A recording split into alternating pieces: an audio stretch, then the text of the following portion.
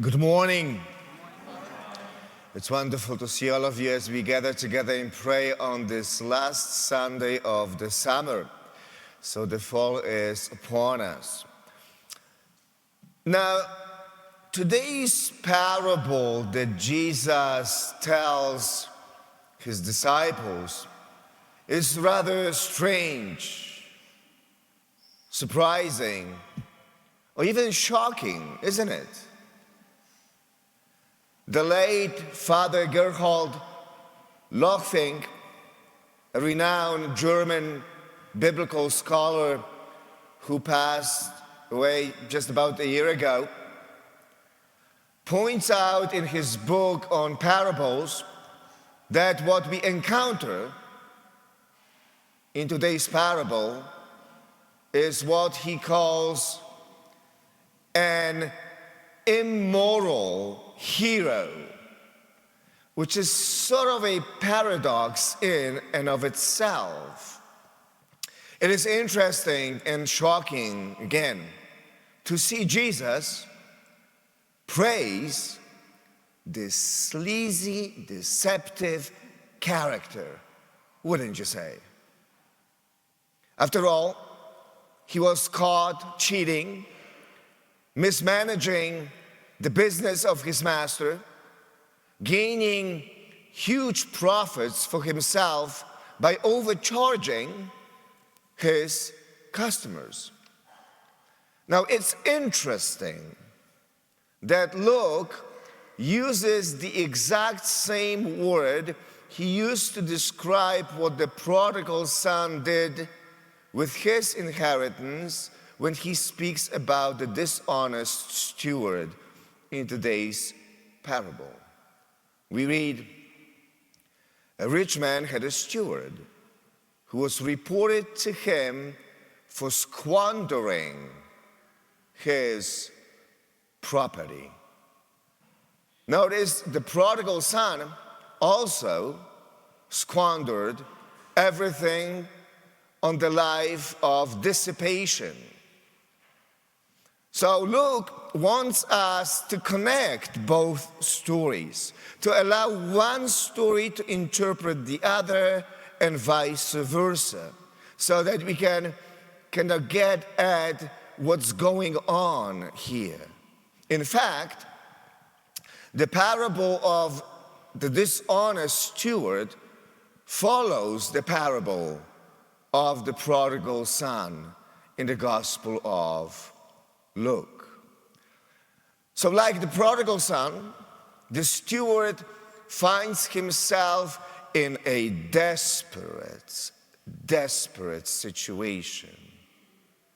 Luke tells us, the master summoned him and said, "What is it that I hear about you?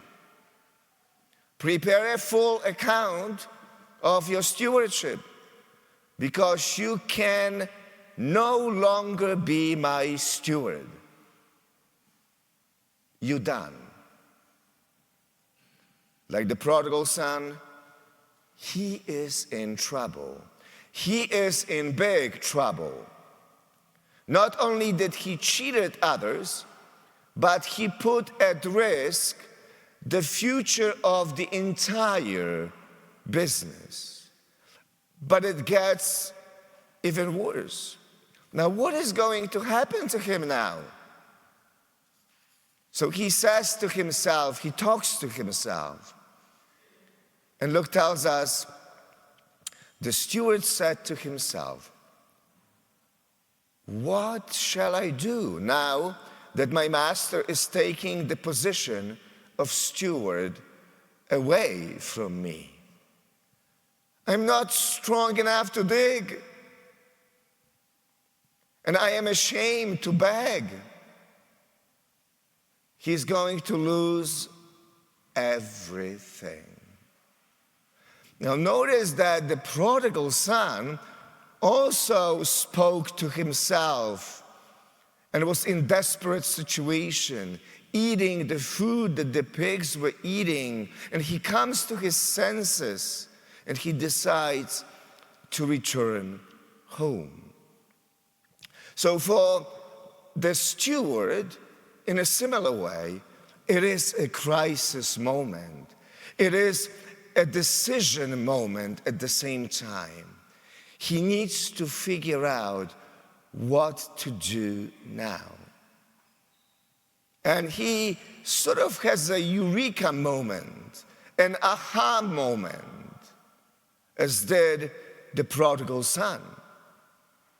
And Luke tells us, he said, I know what I shall do so that when I am removed from the stewardship, they may welcome me into their homes.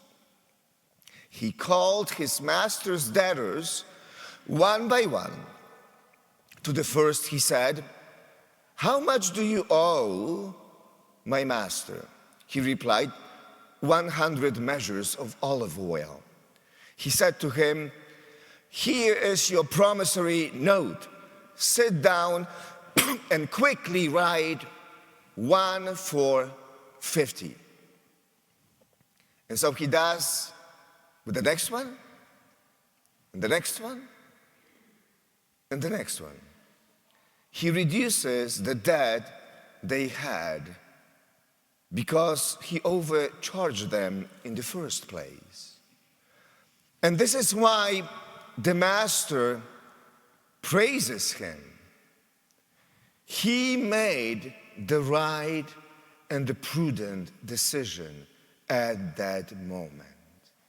Ultimately, he did the right thing, and that is what counted more than anything else that he did in the past. So the overarching message, at least to me, it seems, is that Jesus does welcome to the table everyone: sinners, tax collectors, prodigal sons, dishonest stewards, imperfect disciples, everyone. And that is what the Pharisees could not stomach. They said, he welcomes sinners and he eats with them. Yes, he does.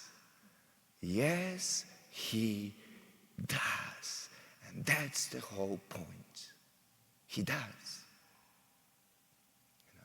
Jesus is willing to give us time and second chances. He cancels debts. He forgives sins.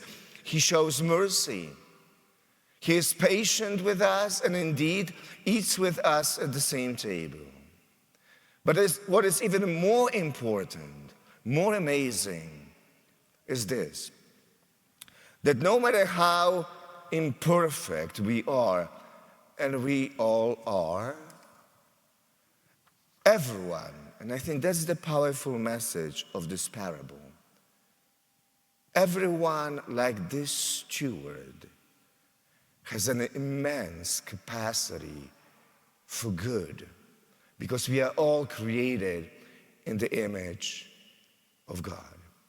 Most people want what is good for others, and other people want what is good for us. But also, we, like the prodigal son and the steward, and I think that's another message, we do have an immense capacity for change and for growth. He did change and he did grow. And that's the whole point. And everyone can change. Michael Huffington once said, none of us are perfect. We make mistakes. We say the wrong things. We do the wrong things. We fall. We get up. We learn. We grow. We move on. We live.